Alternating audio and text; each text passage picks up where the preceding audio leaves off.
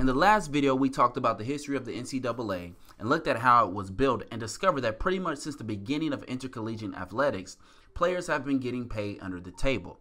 In today's video, we're going to be discussing why players have to be paid under the table in the first place.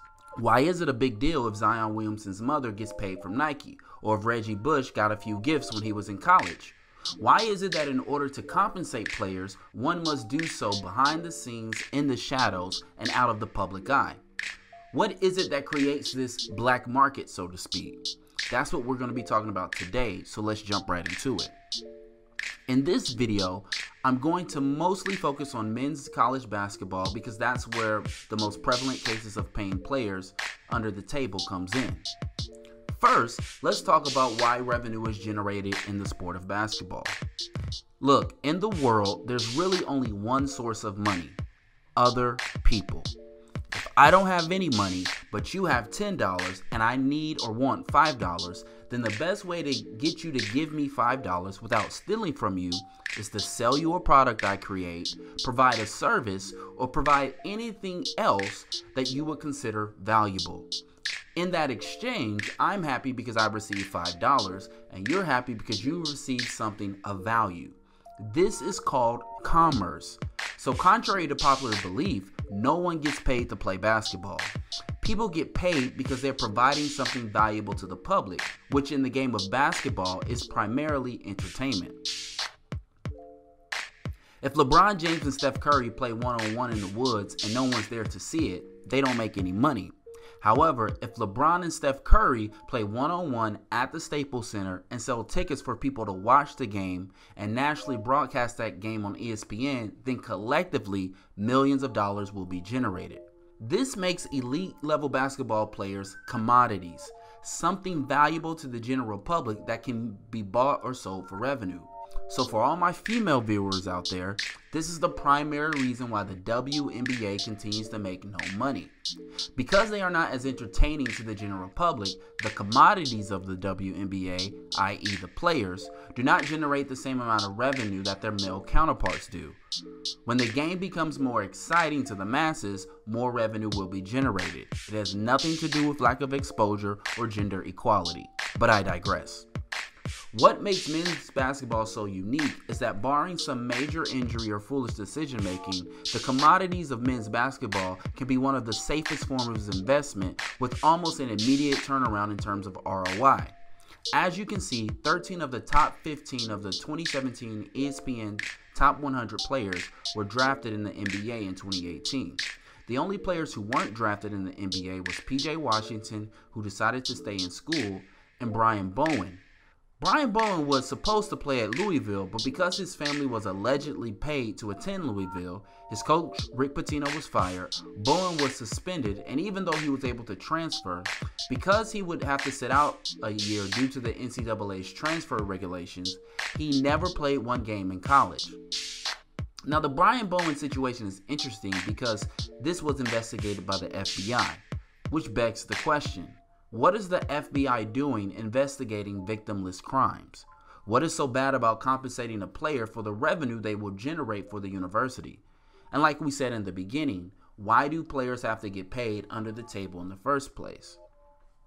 This entire black market has been created by a concept called amateurism.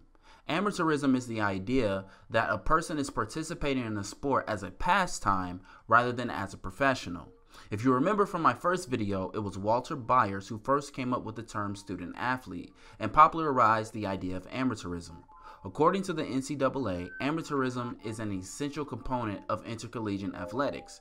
If you were to ask anyone from the NCAA office why players aren't being paid, they would tell you it's because the players are students and not employees. Remember this phrase because we'll be addressing this in part 4, 13 myths about not paying players. This is also influenced by the NBA's rules that a player must be at least 19 years old and at least 1 year removed from high school to declare for the NBA draft. Let's be clear. To become elite at anything, one must dedicate a lot of time, energy, effort, sacrifice, and commitment to that to which they desire to become elite in. To be one of the top 15 players in the country means you probably spent much of the past 4 to 10 years single-minded and dedicated to perfecting the game of basketball. Now that may seem silly to some of you, thinking why would someone dedicate so much time getting good at a sport when they could have used that time on something more productive? Because the economy of basketball is one of the healthiest economies in the world. Every single day at many levels, money is constantly flowing into and out of and back into the sport of basketball, with the NBA being the biggest player in the market. As you can see, all of the 13 players mentioned before who were drafted hit the jackpot big time, receiving an average annual salary of $3,764,895 of guaranteed money. To put that into perspective, the average American household makes about $56,000 per year.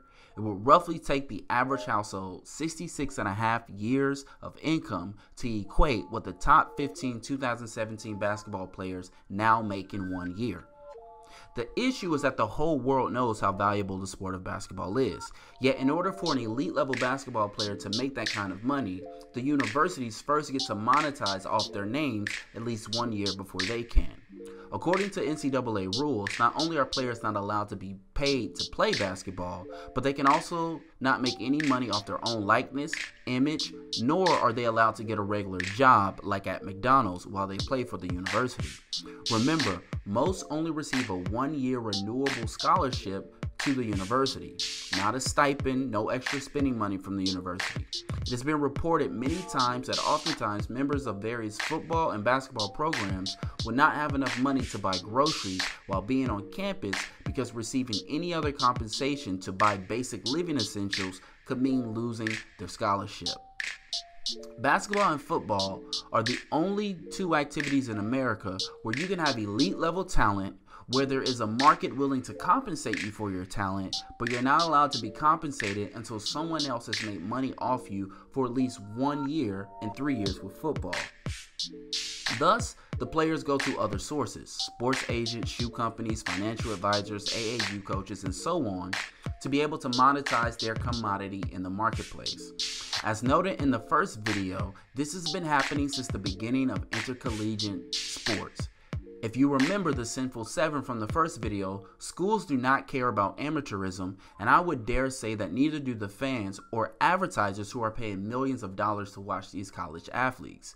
However, the NCAA acts as if its primary role is to protect the players from exploitation, when in reality, the NCAA is one of the main exploiters of student athletes. The NCAA will make at least $900 million off this year's March Madness, and yet Brian Bowen got suspended and missed out on the opportunity to become a millionaire because he accepted $100,000. The NCAA and Duke University use Zion Williamson's face, pictures, videos all year round to promote their brand, and yet are investigating him because he may have received some money from Nike. Zion Williamson was easily the biggest name in college basketball this year. And let's be clear, Zion Williamson made a name for himself. That had nothing to do with the NCAA. Forget for a second if you think whether or not the player should be paid.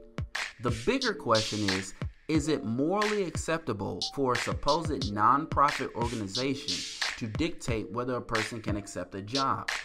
Is it fair the NCAA with its team of lawyers get 17 and 18-year-old kids to sign away their likeness in perpetuity? Meaning, the NCAA owns Zion Williamson's likeness for as long as he's a student athlete and can use him in any commercial or promotional product as they see fit for the rest of his life and beyond. Why do we as a consumer base and Americans think that it's okay for the NCAA to make billions of dollars, all the while suppressing the wages of the people who make them that money? Speaking of what makes the NCAA money, only football and men's basketball are profit-generating sports. Quite literally, the university's football team and men's basketball team pay for all the other sports programs at the university. And it's no secret that at most nationally ranked universities, the football and men's basketball team is primarily made up of poor black kids from the inner city.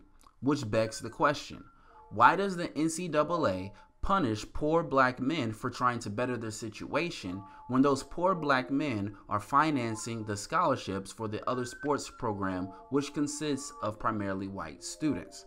I'll be touching on that topic in part 3 on how race plays a factor on whether or not students should be paid or not. Like it if you like it, subscribe if you're new, and I'll see you next time. Peace.